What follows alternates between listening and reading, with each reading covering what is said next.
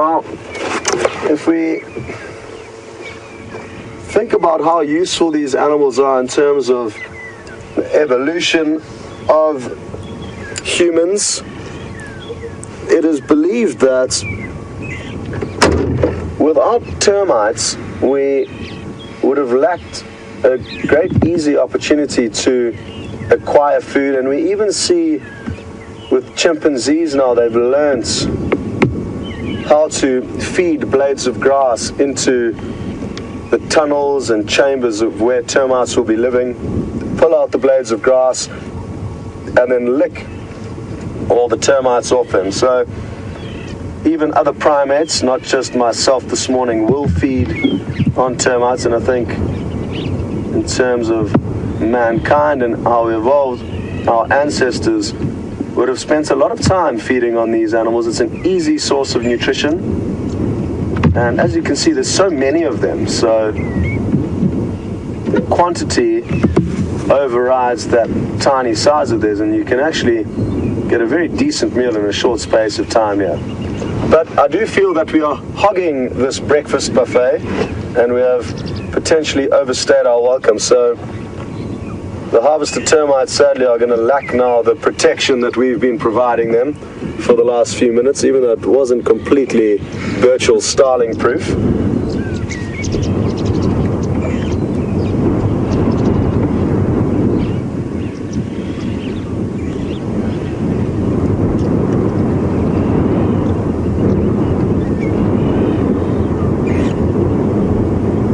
Good morning, Marilyn in Canada, and thanks very much for sending your question through.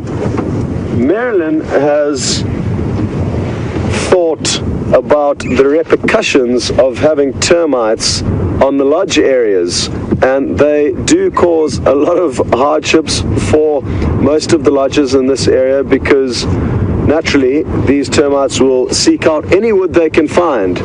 Well, not necessarily these ones. These are grass eating. You get other individuals, like I say, that will focus on feeding on dead wood, and those individuals do create hardships for camps.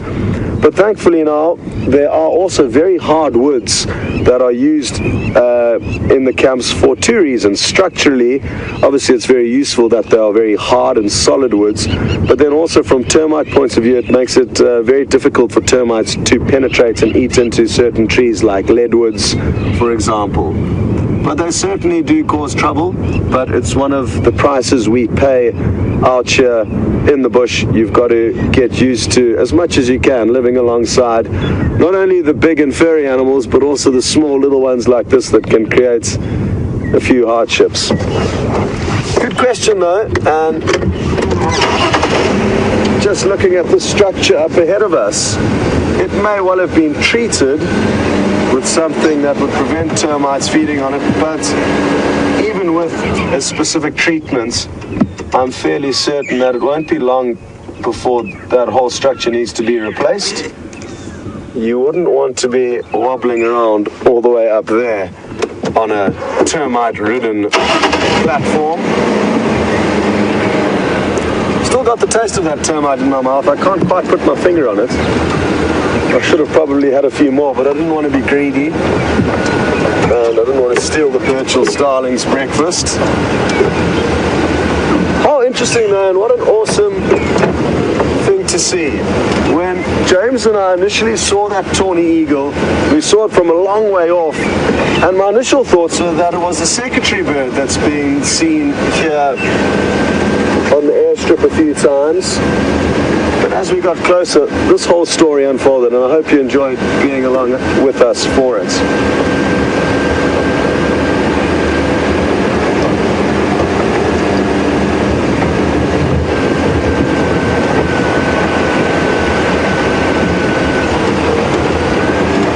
Well, the conversation on Twitter, and you are all very right is that how rude of me not to get James a little termite to feed on there. And to be honest, the reason why is for some reason I felt bad stealing the animals' food. We've got a fridge full of food back at home, and anyway, sorry James about not incorporating you. Yeah, I'm not hungry. Yeah,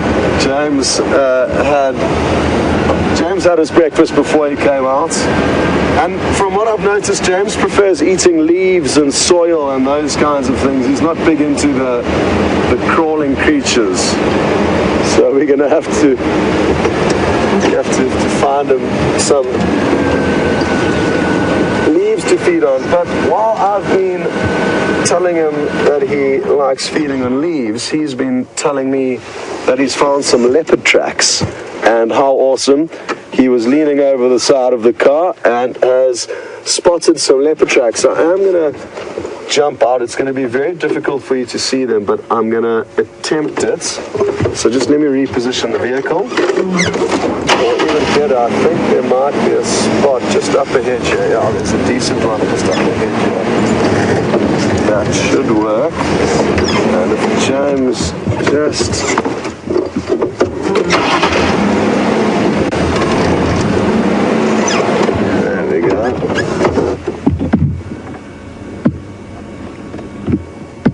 And just up by that stick there, I think, where's the track? Up a little bit. Yeah. So it's very difficult to see, but you can notice a very slight pad mark in the sand. And these are what look to be female leopard tracks that are heading down this road. Now, in overcast weather, oh, that's a good one there, where we can see a large back pad.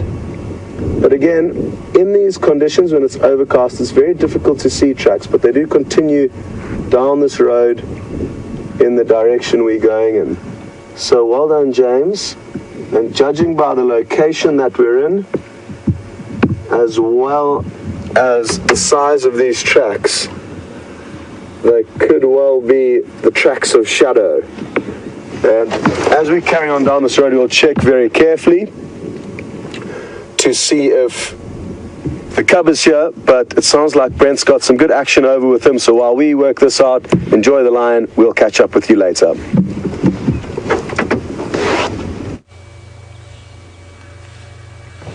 Welcome back, everyone. Here you've been having fun with Scott, getting his morning protein intake. I would have definitely enjoyed watching that. We're still with the Nkuhumas. They've got up, moved a little bit, got up, moved a little bit, then they've all laid down again. Haven't moved very far, maybe about 20 meters. We're out with the two young females on the edge. The rest are sort of in a pile to the left of us. We'll move around now, but just wait, Andrew, go back to this one. She's stalking, by the looks of things, another lion. This is game time. I'm just going to move us so we're in the right spot. If he decides to charge immediately. Of vehicles. I think the main reason that those lions associate the vehicles, oh sorry, there's a spider web, right? Associate the vehicles with food and try and get in the windows and that, is because those animals are fed from the back of a vehicle. So they will associate all vehicles with food, whereas the lions here do not at all associate the vehicles with food. They also have an instinctive response to man when we're on foot or when we're walking during the day. And that is due to the fact that modern day man and modern day lions came into being at around the same time, between 150 and 200,000 years ago.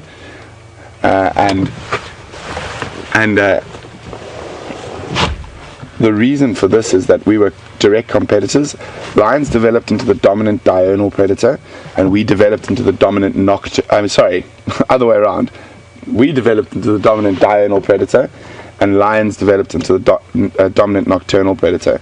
So during the day, we are dominant over lions, and a group of men can hunt and kill a lion during the day. And we are one of the only animals that is able to operate at full function during the heat of the day, where lions are not able to. And that's an evolutionary adaptation, so we don't compete at the same times, even though we might be competing for similar resources. But so those lions in Johannesburg have grown up. A lot of them have been hand-reared. They have no natural fear of man, the bipedal figure of man, that upright figure of man. So if we were to walk into these lions on foot now, more than likely they would actually run off and move away from us, being daylight hours. At night, very different story. At night we become part of the food chain. And one of the reasons we head home when it gets dark, it's actually an instinctual response from when we used to live on African savannas, and we knew when it got dark, it got dangerous, and we needed to get to a place of safety. Where there's those lions at the lion park, they have learnt to associate vehicles with food. They are fed from vehicles, and that is possibly why they take far more interest in the vehicles, and they have learnt that there's actually food inside those vehicles. There's a very different place and industry to where we are now. These are wild, free roaming lions. Those lions are kept in pens of about a couple of hectares, that in terms of natural, also the natural amount of lions is very high in those areas. You can have 30-40 lions in a very small area, and they're fed by vehicles. Whether it's here, these are free roaming lions. They don't associate the vehicles with food, and they have never been fed, so they have to hunt for their own animals, where those other lions have all been fed their whole lives.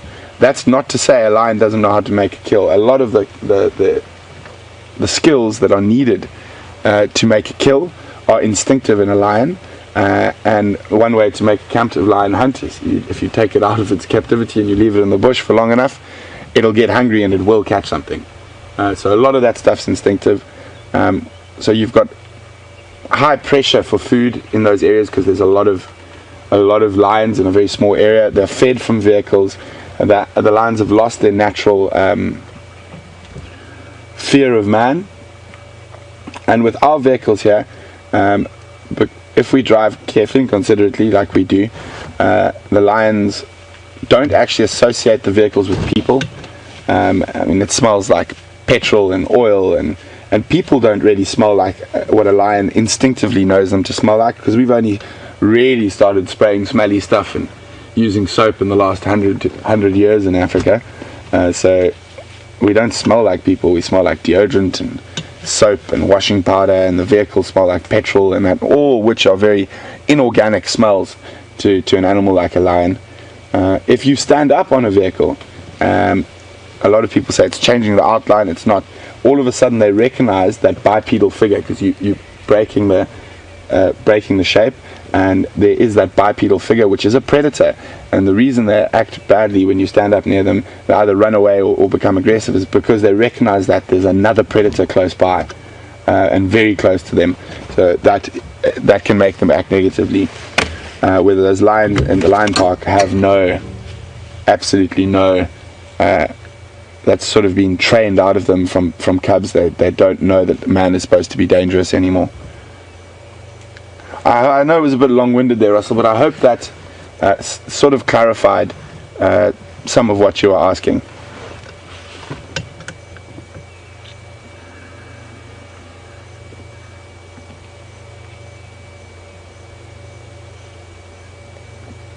These two young females are still being quite active, while the rest of the pride are very much flat cats. Notice there's been quite a lot of eating of grass by a lot of the lions this morning. Maybe trying to set something right in their stomachs. It could just be something to chew on in the meantime, but the young male seems to be doing it more. Maybe he has got a bit of an upset stomach.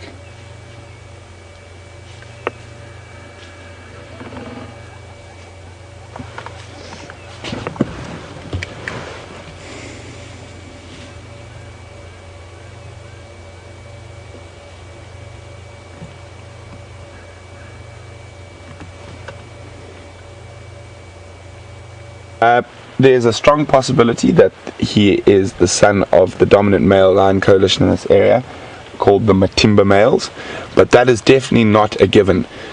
Some really new, interesting research has been conducted on lion genetics outside of South Africa. I'm not sure if they've done any in this area yet, but it turned out that 48% of the lion cubs born to a pride were not born from the dominant male coalition in the area. They were bred by nomadic males that sort of sneak in and will mate with a female in estrus and then disappear. Obviously that's quite a good thing in terms of lion things, in terms of genetics. It keeps a nice open genetic system, and that really only works in areas like this where they're open and the lions are free to move between different areas. Lions are able to inbreed up to 6 generations without too many adverse effects, but obviously it's not ideal. It's much better to have a bigger genetic variety. But it's, as I said, very difficult to say who exactly the male is sired by, but it is possible that it is the main coalition, the Matimba males, that have done it, or it could have been a sneaky visitor on the nomadic lion moving through and taking advantage of a lapse in concentration by the dominant coalition.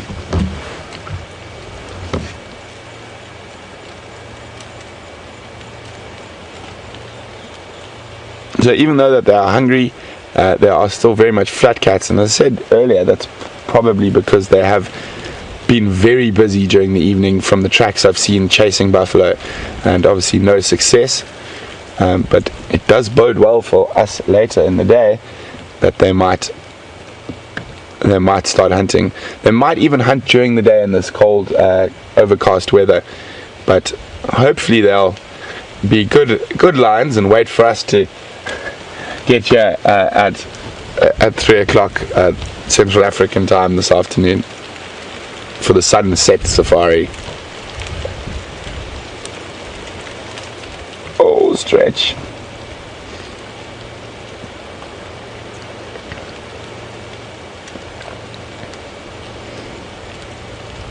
Quite windy, which will suit them as well. It'll help mask any noises while they're moving. Oh, pesky branch. Obviously there still is a chance they might move this morning, but it's looking less and less likely.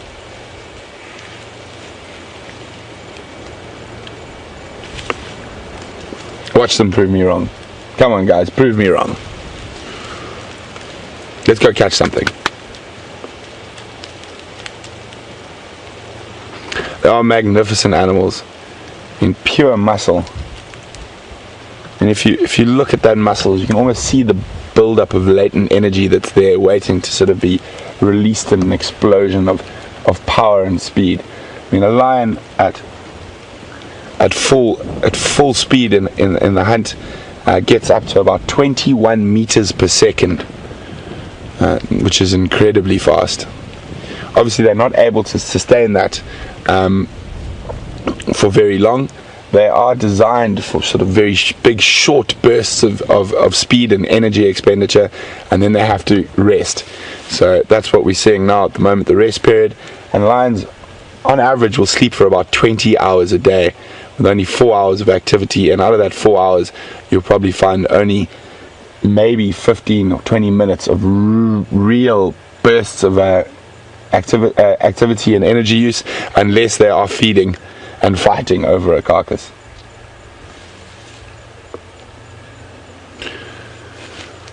And their success rate in hunting is not the greatest. It's around, depending on the area, can be as low as sort of 12 to 15%, but normally around 20%. So only 2 out of 10 hunting attempts are successful on average, and it also depends on the area. But if they were too successful, they would eat everything and there wouldn't be anything for them to eat, and they would wipe themselves out.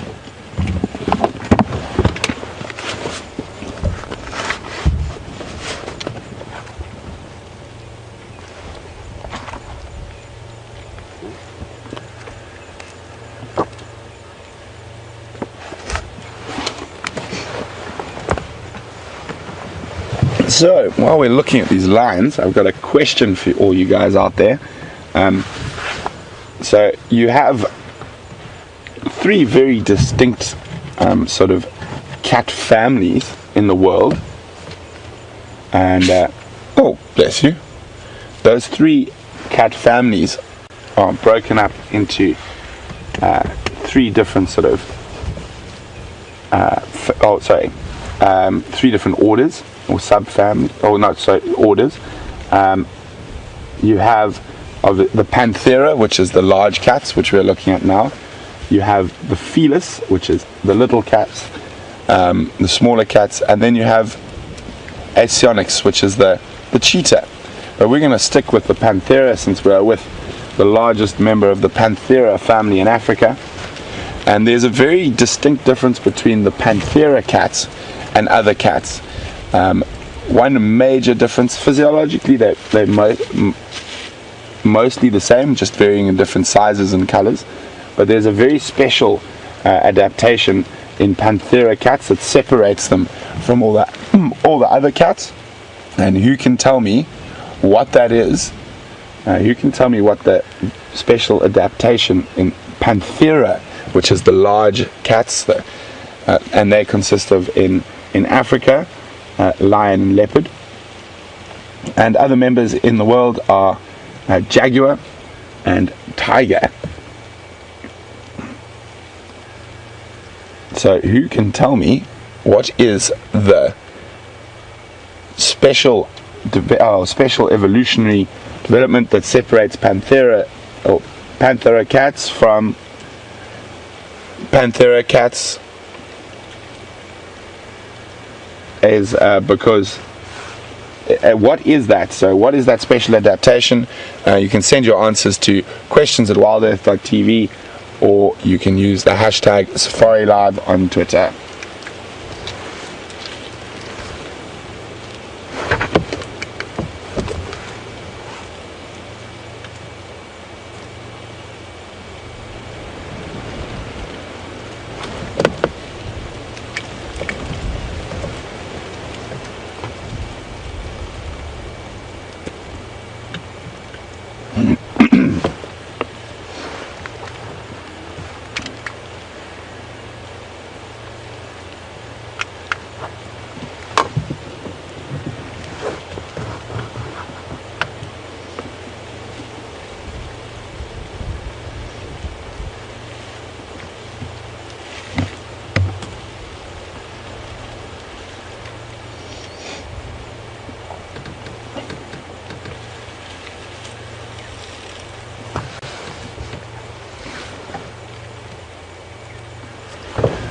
Hi, Ron.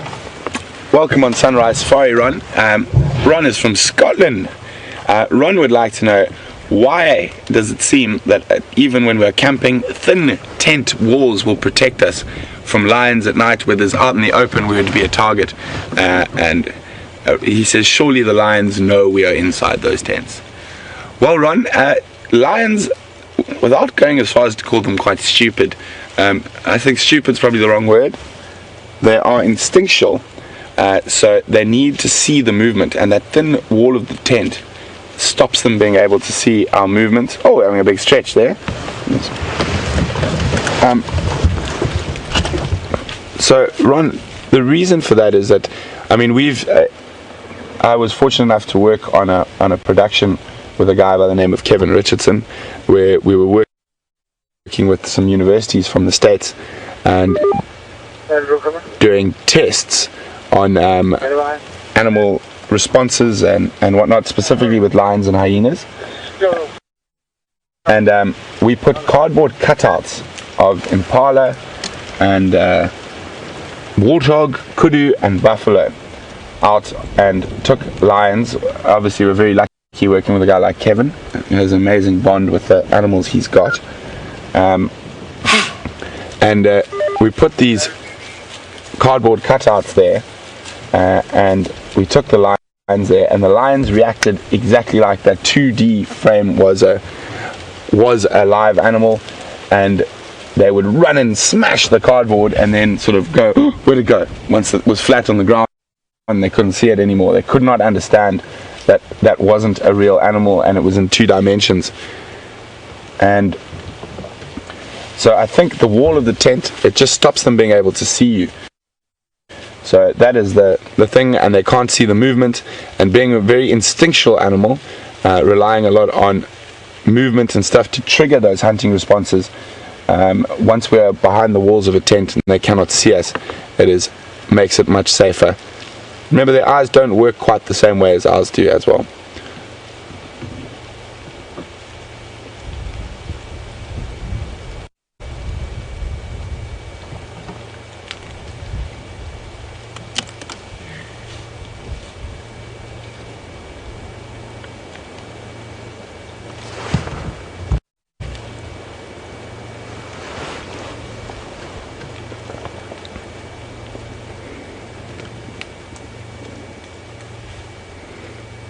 So it's quite nice, a lot of this interaction on a cool morning like this. If it had been hot by now, they would be completely flat. And it does look like some of the lionesses have heard something. No, not too serious. Heads down again.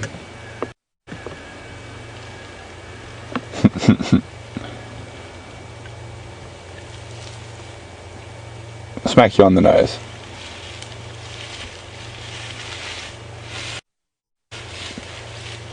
That pesky branch in the way.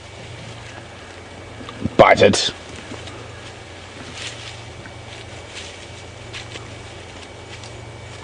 See, there we go. There's a perfect example of what I was talking about.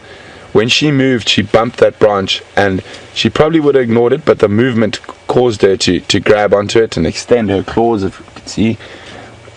There we go. So that was just movement. So that instinct, movement, is very important in setting off lions and sort of hunting behavior.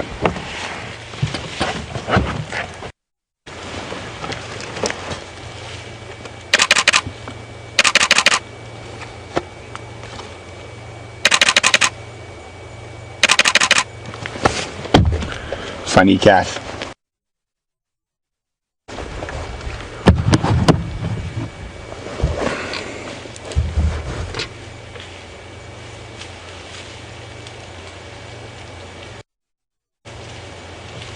You can see she's definitely not just playing with that branch now, and it was definitely the movement that set that playing off. I'm still hoping that they move a little bit more today, and hopefully make their way down towards the Buffelshoek waterhole, where there's possibly something for them to snack on.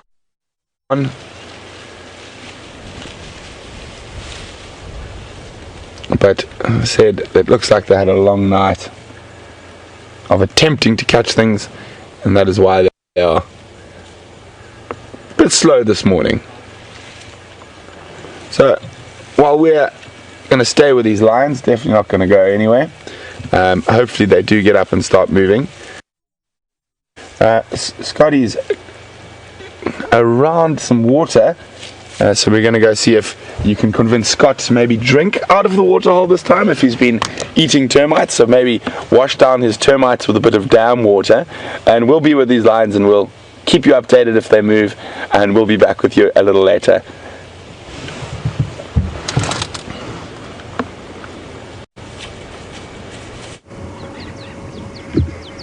Welcome back, everyone. And sadly, the leopard tracks that we were following crossed south out of Arethusa, so we could no longer follow them. But here we are at the Arethusa Dam, and as James is showing you, there's a pod of hippos, and really great. The youngster that you can kind of see to the right of the large one is fairly well exposed, and a few oxpeckers have just landed on that youngster's back. And even though there's not much you can see, that whole body is almost the size of the head, excuse me, of the large hippo to its left. So a good difference in size there, and it's a really wonderful setting here. It's one of the largest dams. I think it's fair to say it is the largest dam that we have access to,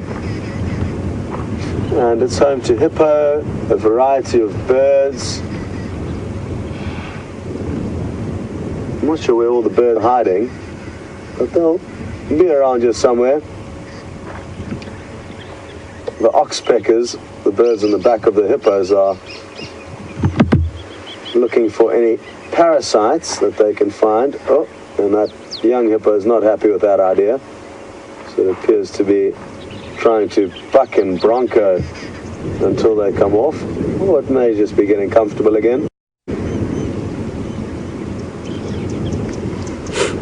Great to hear that the lions have been interacting for you, and always great to watch the interesting dynamics within a pride of lion, especially when they're a little bit playful. So really happy that you've been getting spoilt with some great views. I hear Brent suggested I should wash down the termite I ate earlier with some of this Arethusa waterhole water, and thanks for that kind suggestion, Brent, but I'm going to pass. It wouldn't be a wise idea to drink this water. I would much rather have a whole handful of termites than even a small cup of the water from this dam. Well, let's continue, and again, a pity the leopard tracks crossed out. On second analysis, we both worked out, James and myself, that they weren't in fact female leopard tracks. I'd got a bit ahead of myself there, and they were actually young male leopard tracks, and who knows whether it was Quarantine or Nkuhuma, possibly either of those two. Now, James has just swiveled the camera, and now we are looking below the dam wall, and there's a family of Inyala going about their morning business. It's great now that we can see a male, a young male and a female in the same shot, as the males do become darker than the females as they get older, but when they're born they'll have that same orange colored coat. But he's still a youngster. There we go, there's a good comparison again. I haven't heard any updates on the radio,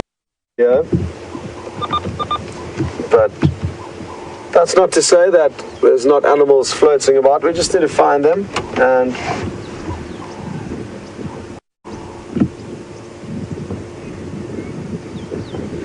hopefully the radio problems that we have been having will be sorted out in the coming days. They've built a whole new receiver room for all of the equipment required to house the new digital radios that are being used. But for the last few weeks we've been battling to communicate with the Arethusa guides.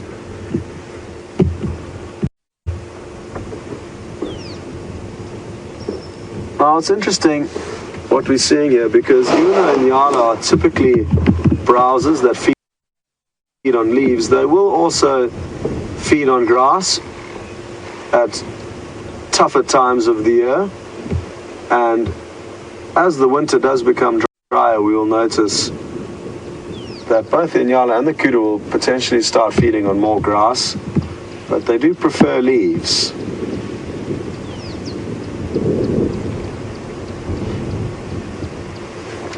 We're going to continue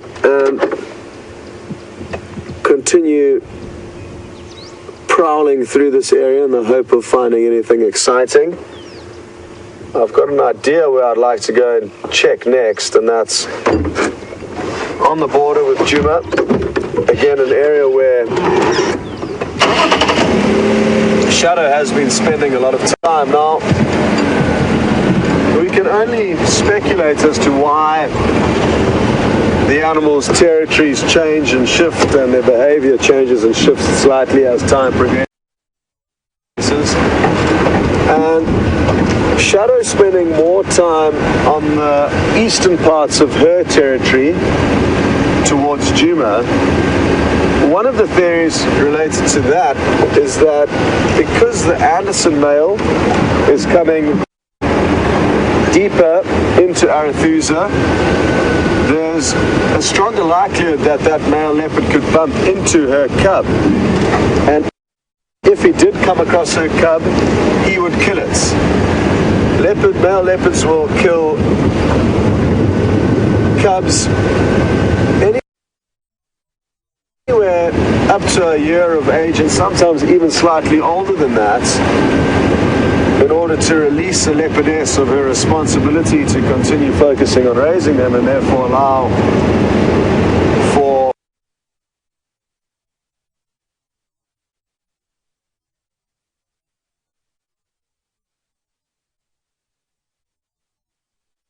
but it's not because she's getting pressure from another female, as far as we're aware. It's that she's concerned that the Anderson male, who is not the father of her cub, is now spending time where he could bump into them, and that wouldn't be good for that little cub called Sindile.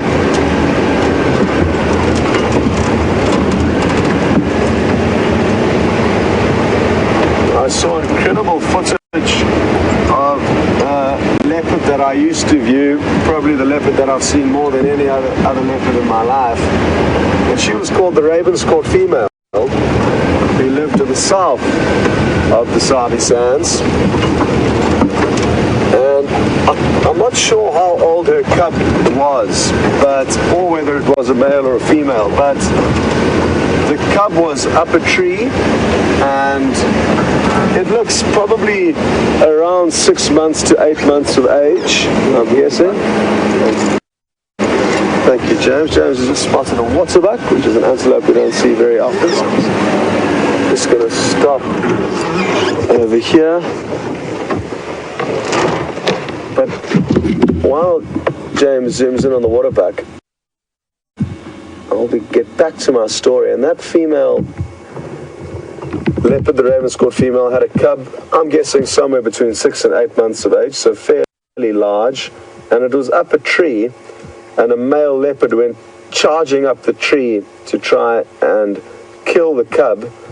The Ravenscourt female caught wind of this, and she was up the tree in a second and started fighting with the male that was trying to kill her cub, and the male collapsed, or they both fell down from the tree, and in one bite he bit her and killed her.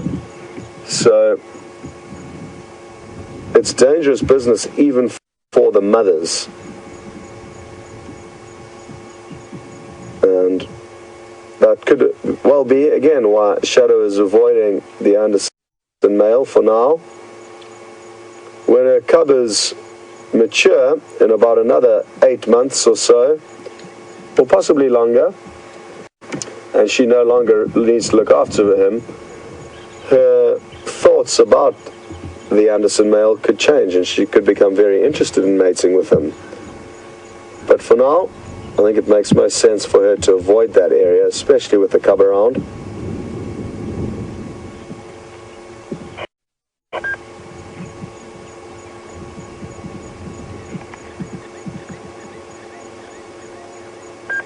They've got very shaggy coats, the waterbuck, and that's one of the characteristic features to look for when identifying them.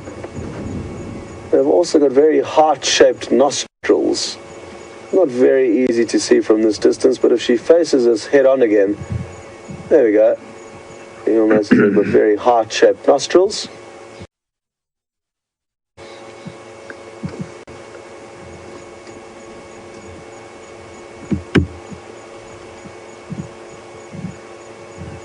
And they often do occur in small herds in this area around the Arethusa waterhole. I did see one in the background. You can still just make it out wagging his tail, and a few more appear to be coming into frame.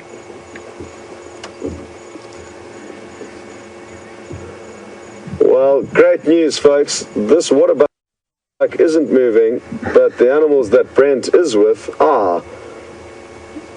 So we're going to take you back to the lions, and we'll catch up with you a little bit later.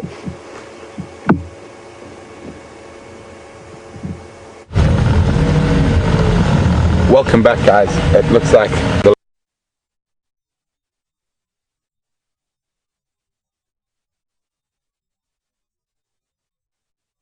flop down again, and there we go. There's a procession of big cats all in a row.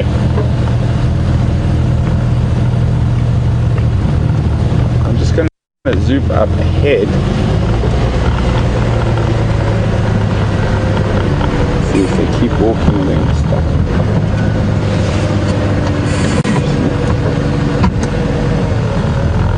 See what they do. I think they're going to keep moving. One lioness is laid down already.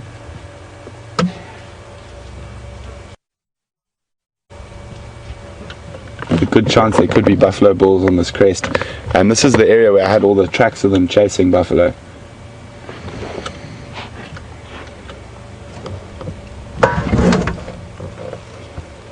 It's waiting to see if they maybe come back towards the road. Oh, or flop down.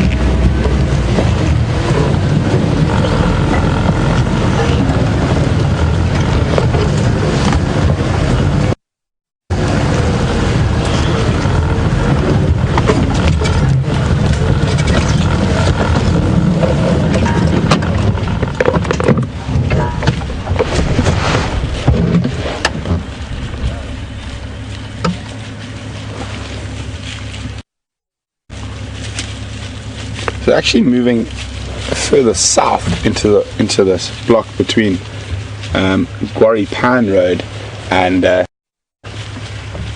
Hippo Pools Road, where we found them, actually away from the dam. Maybe they know something we don't. Maybe this is the area that they were chasing buffalo in last night. As you can see, they take almost no notice of the car, and this lioness is less than 5 feet from the tip of the car and completely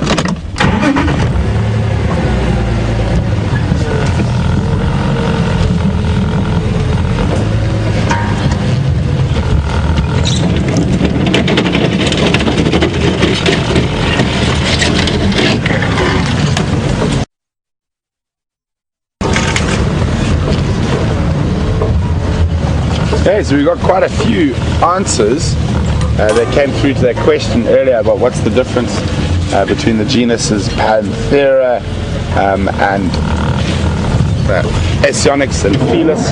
Apart from the obvious size, all the Panthera cats are quite large cats.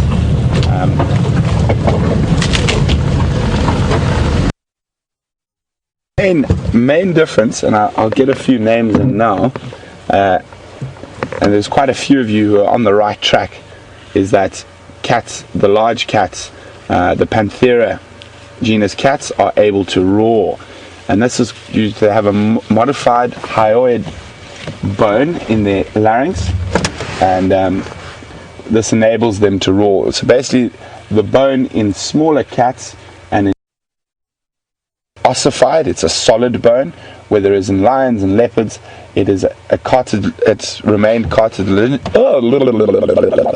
remain cartilage, and it can vibrate. So that is how they are able to produce that roar. So very interesting. Well done, guys. I'm just waiting for a few names, and if the lion stopped moving again just now, I'll actually show you a diagram of the difference between the Panthera's hyoid apparatus and a normal cat or cheetah's. Where's that other lion? Let's go. There she is.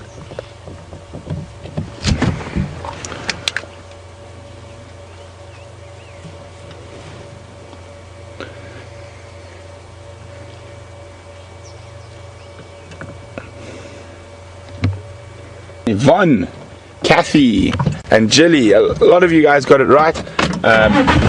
So those were just the first. Looks like they've heard something. Possibly. I just want to move around this fallen down knob thorn. See how that she's popped her head up like that.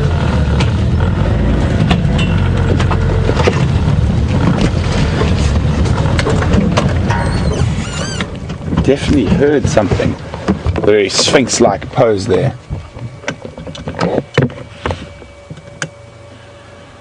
So, as we were saying earlier, that the lions do not have an ossified hyoid bone.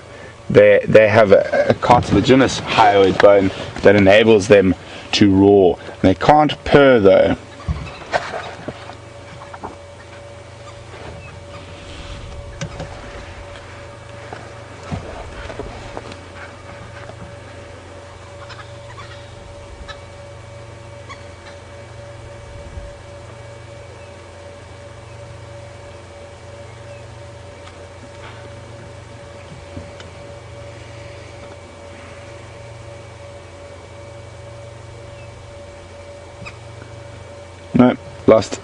No, lost a little bit of interest in whatever they thought they might have heard.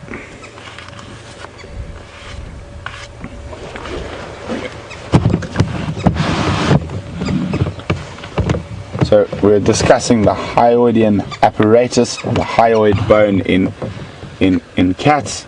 So A is of the Panthera genus and B is of the other cats, and you can see on the other cats it's a completely solid and ossified bone, where there is in the big cats this middle section stays elastic and cartilaginous, and when they roar that's what vibrates and enabling them to create a loud, that very loud noise, where there's smaller cats and cheetah are able to purr, but they also aren't able to make very loud noises. So I hope that helps, and well done, guys. You guys are getting really clever. So there we go, the hyoid apparatus, or hyoidian bone.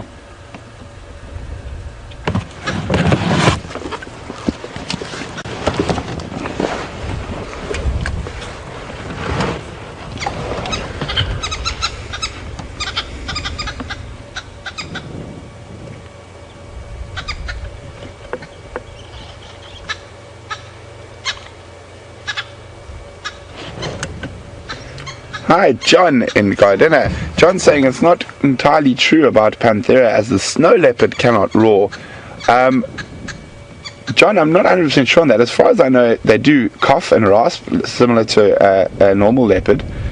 I've heard audio from a friend of mine who was filming them, of them calling.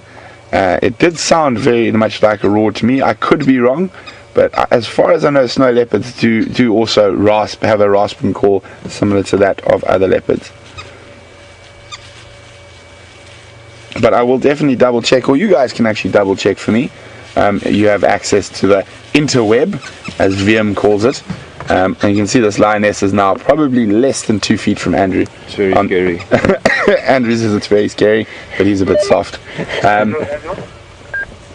But maybe you guys can check on that snow leopard, how their hyoid apparatus or hyoidian apparatus functions, and you can send whatever you can find to me via email to questions@WildEarthTV, or use the hashtag Safari Live on Twitter.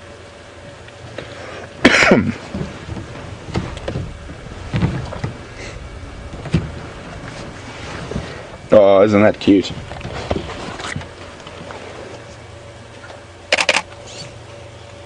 That is a very comfortable looking lioness resting on that young male's back.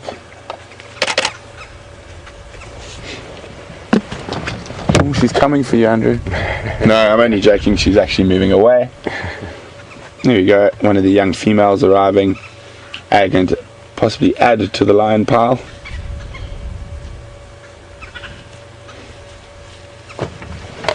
Now maybe this one's definitely got the eye for you, Andrew. There we go. So again, they're passing less than 2 feet from the back of the vehicle, showing very little interest in us. We're sort of just this funny smelling thing that follows them around from time to time. And as long as you don't pressurize them and push them with the vehicle or do silly things, they have no reason to be afraid of the vehicle or associate the vehicle with any negative connotations. It's difficult to be 100% sure, but I've heard a very good reason for this, and that is due to the fact that a vehicle's only been around for just over 100 years, so they don't actually have an instinctive response to a vehicle like they do that upright figure of man. But obviously those captive animals we were speaking about earlier have learnt behavior, where they have learnt that the vehicles hold food, and that's because they are fed off the back of vehicles.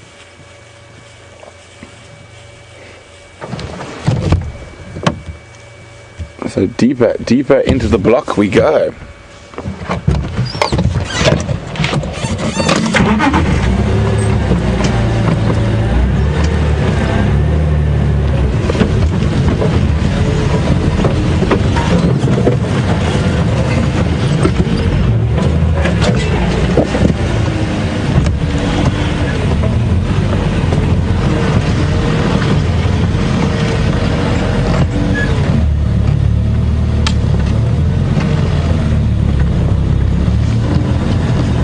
Here come the two stragglers at the back.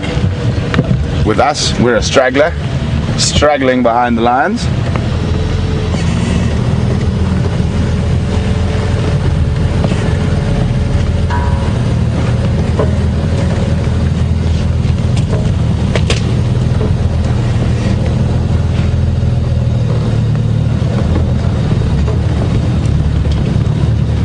This is very typical behavior of lions that are a bit fatigued and tired, but are still hungry.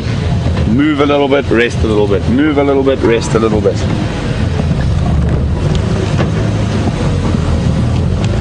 Just trying to find a way to get through minimal crashing.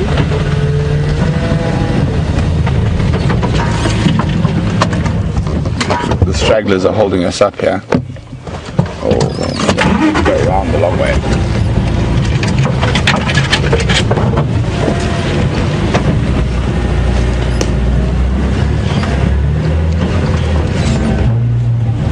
It looks like they're climbing a termite mound down there. I just want to try and get into a good spot to see them. I know a lot of people are worried when we drive over trees and stuff in the bush here, but we never drive over the slow growing trees, and a lot of the trees we straddle, which means we use the center of the vehicle when we drive over them, and they do pop up quite quickly afterwards. And also we're not doing anything particularly different from what an elephant would do when coming through an area and pushing on trees and things. Oh, look at her, she's right on top of that termite mound. Try to get around the front side of it before she comes down. Oh. Here we go.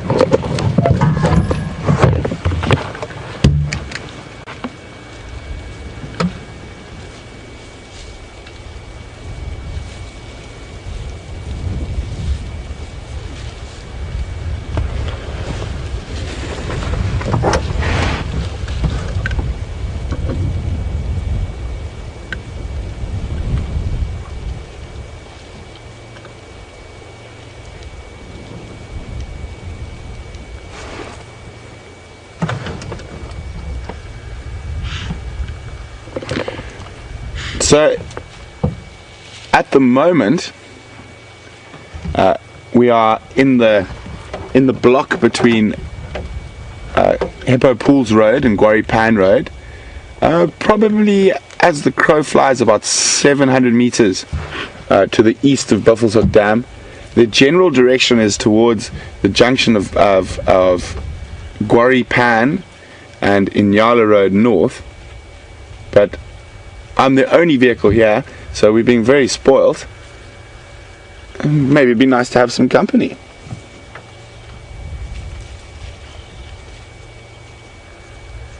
Look at that, playing King of the Castle. Let's move around.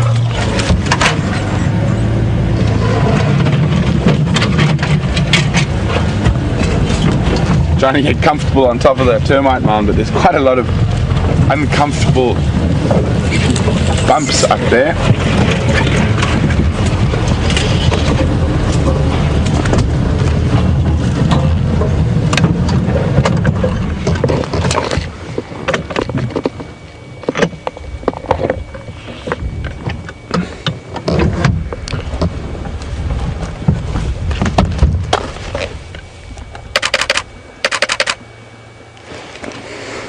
Such beautiful creatures. So a few drives ago we were having discussion about pink noses and what age lions lose the pink nose. And as a good example, I said it's not a definite. And when we finish looking, oh, there's going to be some trouble up top. We'll come back to pink noses. Just now, the two young females on top of the termite mound.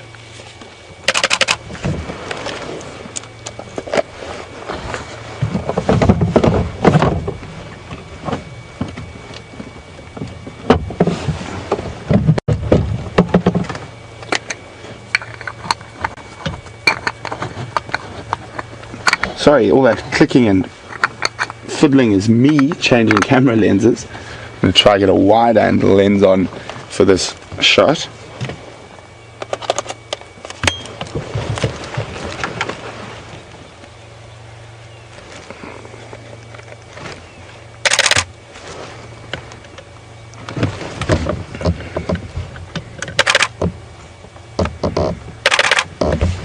Quite difficult for photographic light today with this overcast cloud.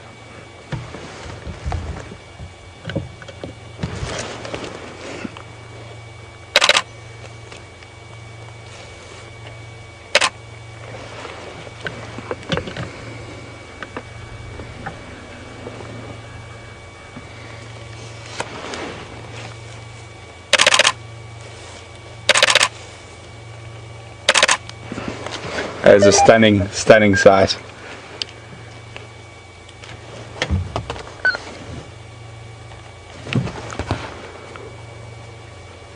So slowly moving, resting, moving, resting. So can you zoom in on the nose there for me, please, Andrew? Which one? Start with those two on top. There, that one's perfect. So you can see there's still some pink in the nose, but it's quite black. Oh, now she's turned around, silly girl. But this adult female who's right next to me here has, in some cases, more pink than the younger lines on her nose.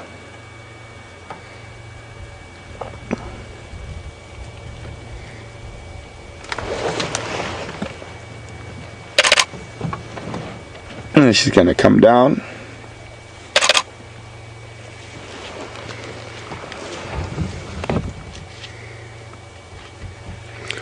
Lions love using termite mounds as vantage points to see if there's anything up ahead.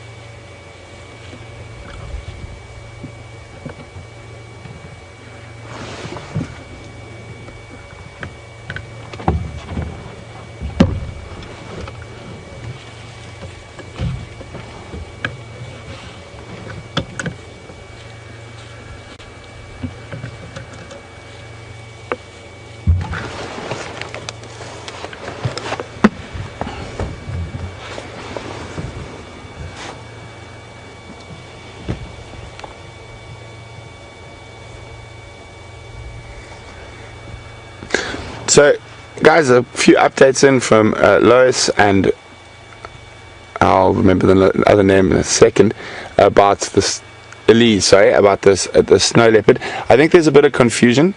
Someone mentioned a clouded leopard, which is a completely different animal to a snow leopard. Clouded leopards live in Indonesia, in the rainforests there, and they are somewhere between a big cat and a small cat. So a bit different. A snow leopard is a big cat though, and Lois says he has worked with them. He has heard them purr, but I might be wrong, but I definitely remember listening to a snow leopard sawing. I was shown footage by a friend of mine who filmed them. Lots of lions all around us. So it looks like that little patch of inactivity is now over, and they might move again for a little bit. But if we have a look, they're quite spread out. We've got this one female who's still lying right next to us here, and then we've got one of the sub-adults behind the branch there, another adult female behind the sub-adults. If we go up, and there we go, lying up behind, with the young male just off the front of the vehicle. That's 4, and then I can see at least 3, possibly 4, through the bush ahead of me. I'm just going to try find a way to move around and see if we can get a better view of the others. So there we go. If we zoom in on her nose quickly, now this is an adult female, and you can see it's still quite a pink nose even though it is an adult. So we were talking about it the other day. It's not always the best indication of age in lions.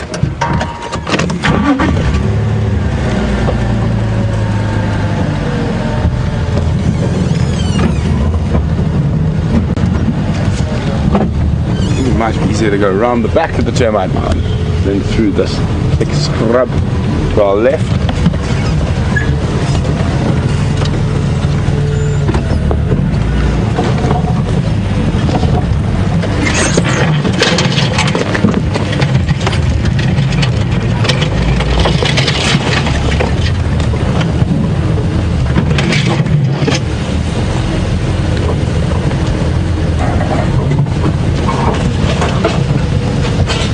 See that lioness who's lying up here has got up and started moving again. I'm just going to try and look for the best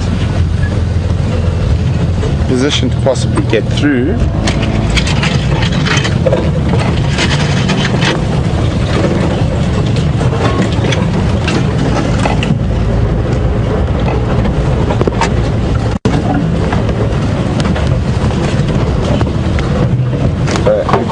They're doing very typical lion behavior for hungry but tired lions.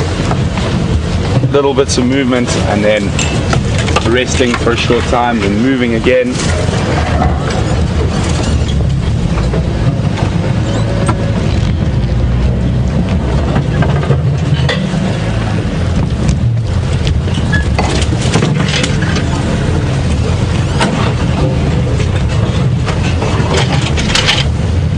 I think they're possibly looking for those buffalo they were chasing last night.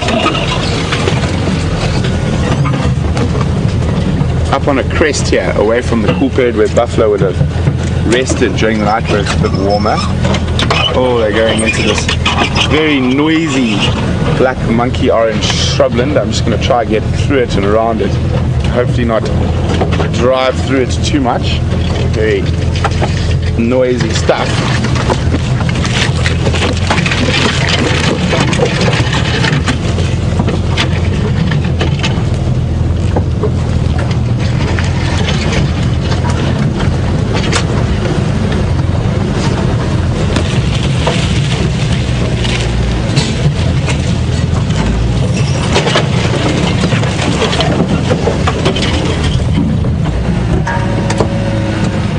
So we're definitely going to stick around with these lions while they're moving.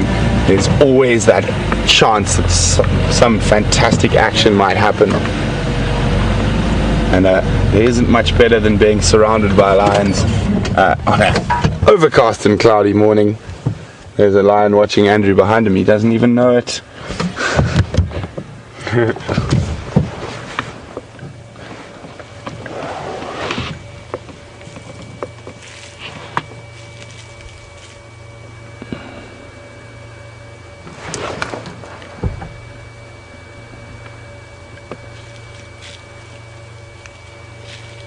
So very quiet. Can't really hear any birds or anything at the moment.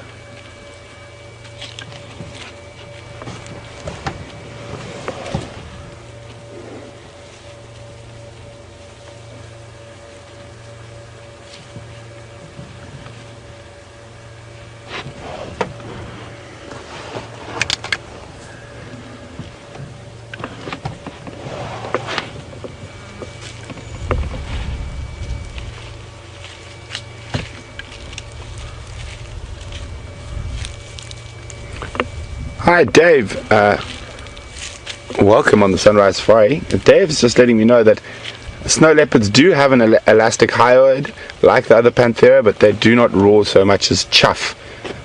So there we go. Thanks very much for that, Dave.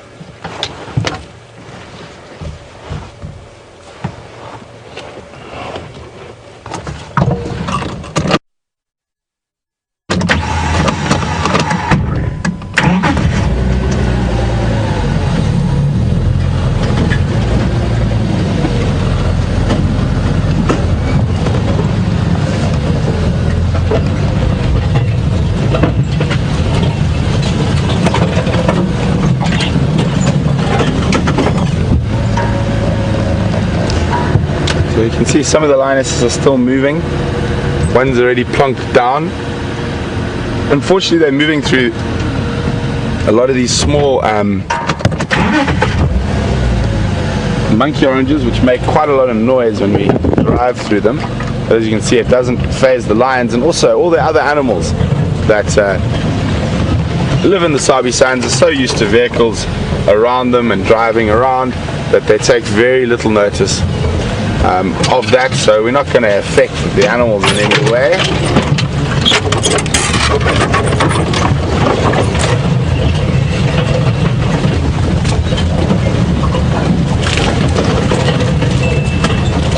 And these little guys we're driving over are so resilient, they pop straight back up into position as we go over them.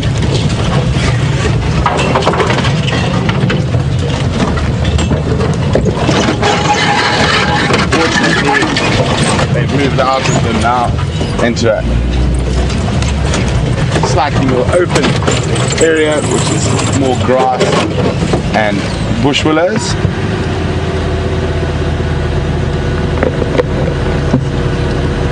Scott coming.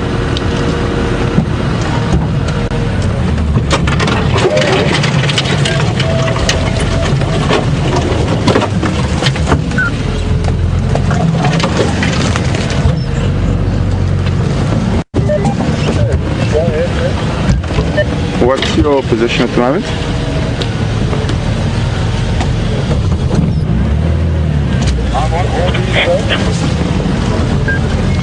Okay, copy, not to worry.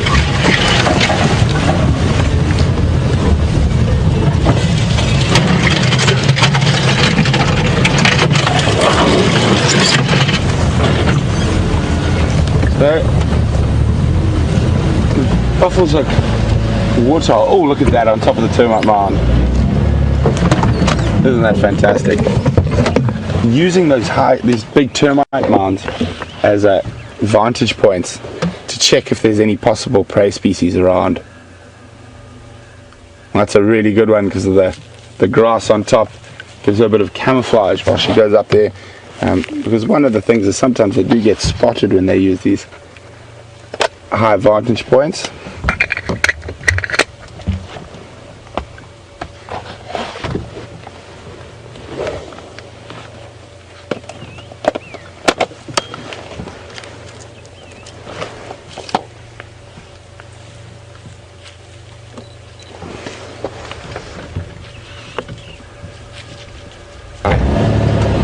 Catch up with them.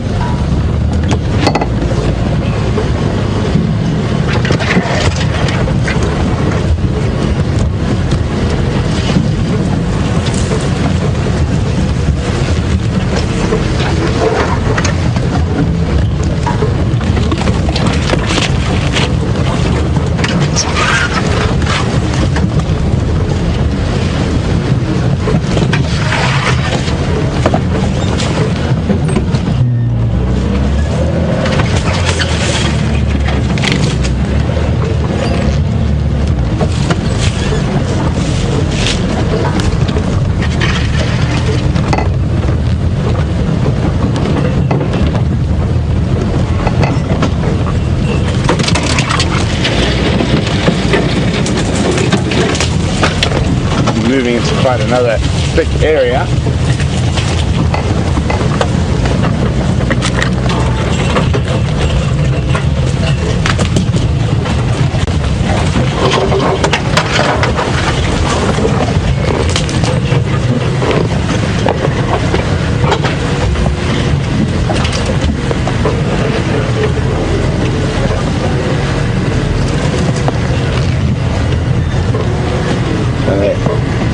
Looking far more determined with their movement at the moment.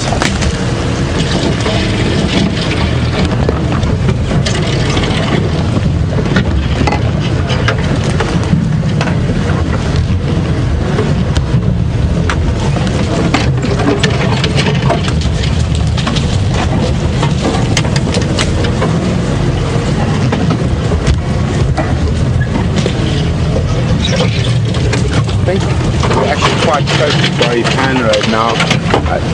I think I recognize that big acacia tree in front of us. Not 100% sure, but I think we might come out onto the road shortly.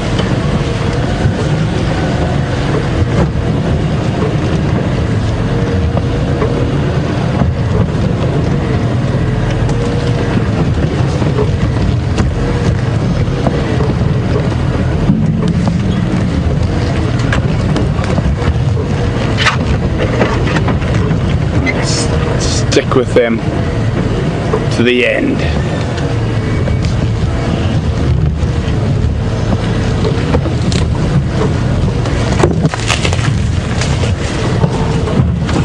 Oh, looks like it.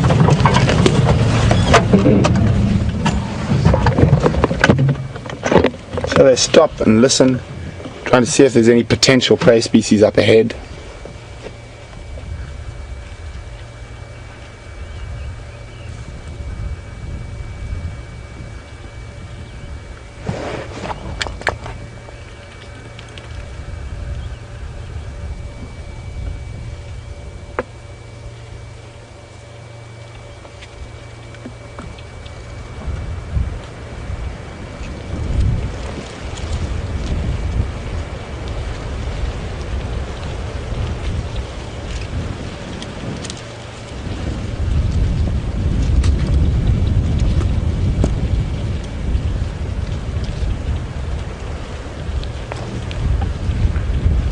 Okay guys, we're going to cross across to Scotty quickly before the end, and we will be back. We're not leaving these lines for a second, so have a good time with Scott and James, and we'll be back shortly.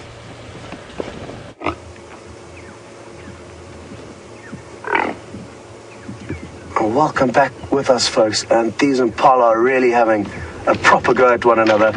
Apologies for the bush being in the way, but they're moving so quickly. Now, even though it's technically the end of the rutting season, these guys are still battling it out here. Oh, look at that. There's a third one that may get involved at any point. And again, they're moving so quickly, they're actually coming straight towards us now. They're so caught up in what they're doing that...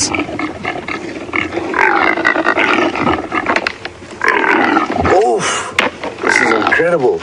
Now a fourth is coming in. And again, sorry for the bushes, but there's nothing we can do. Oh no. This is absolutely incredible. Jeez. Wow. The intensity of that battle was probably the most intense I've ever seen. And they're continuing, so we're just going to try and reposition the vehicle. We came into this area because we heard alarm calls earlier, but it could just be that they were snorting at one another. And there's all the ladies they're fighting over in the background. This is an incredible display of their strength and how ferocious they can actually fight with one another.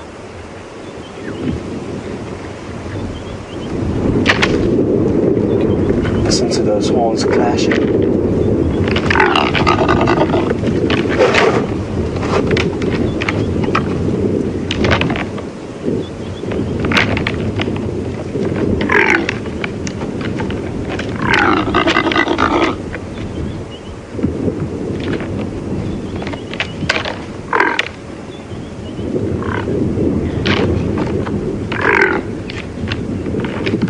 the sides, almost spurring them on.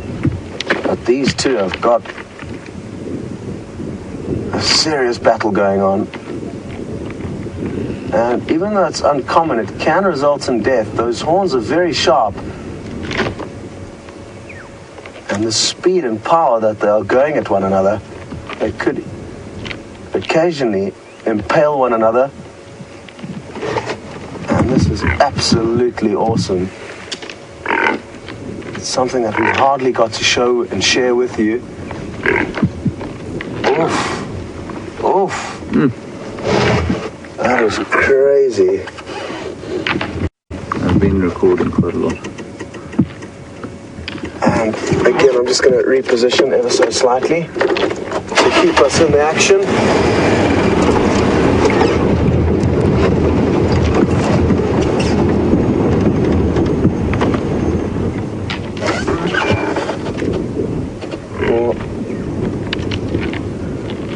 They are so caught up with their own battle. It just is a great example of how predators can often...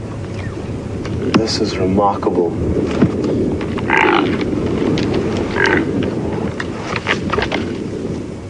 Of how predators can come in and literally jump on the back of either one of them without them even knowing that the predator's around. They are so fixated on their battle.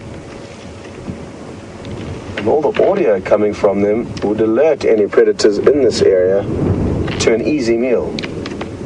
And I'm surprised we haven't been able to find any male impala kills. Well, jeez, they've just tore off into the bushes now and again. I'm going to move. Let's see if I can keep us in the right place.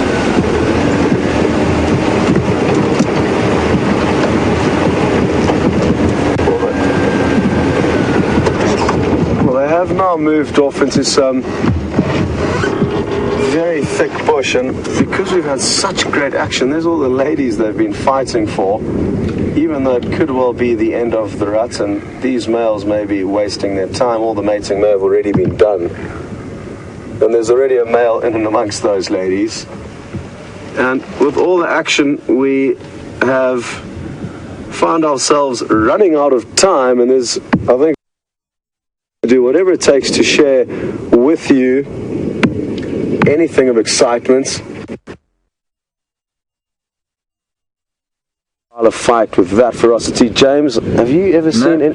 There we go. No. So that was a first for the two of us, and we've spent many years out here, so really lucky. And for all of those of you who have been with us, I hope you realize how and how lucky you were to see that and be a part of that with us. Now, everything's appeared to have calmed down now, and what we're going to do is say our thank yous and goodbyes. And James, thank you for your great camera work, and thanks to Nikki and Eugene in Final Control, and well done to Brent for finding the lions. From myself, Scott, goodbye till this afternoon, and we're going to link across to Brent so he can also say goodbye, and we'll see you this afternoon.